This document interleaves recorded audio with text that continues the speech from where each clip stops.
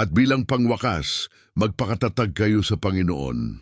Sa pamamagitan ng dakila niyang kapangyarihan, isuot ninyo ang lahat ng kagamitang pandigma na ibinigay sa inyo ng Diyos upang malabanan ninyo ang masasamang plano ng dyablo.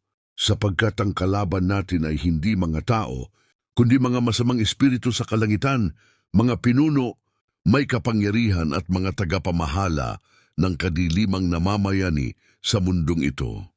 Kaya gamitin ninyo ang lahat ng kagamitang pandigma na ibinigay sa inyo ng Diyos, upang sa oras na dumating ang kasamaan ay magawa ninyong makipaglaban at pagkatapos ng pakikipaglaban ay manatili pa rin kayong matatag.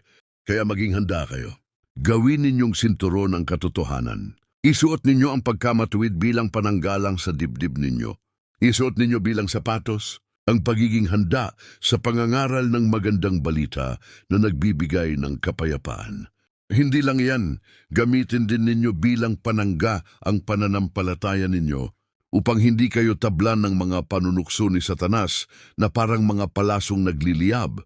Isuot ninyo bilang helmet ang tinanggap ninyong kaligtasan at gamitin ninyo bilang espada ang salita ng Diyos na kaloob ng Espiritu at manalangin kayo sa lahat ng oras sa tulong ng Espiritu. Ipanalangin ninyo ang lahat ng dapat ipanalangin. Huwag kayong magpabaya. Patuloy kayong manalangin lalo na para sa lahat ng mga hinirang.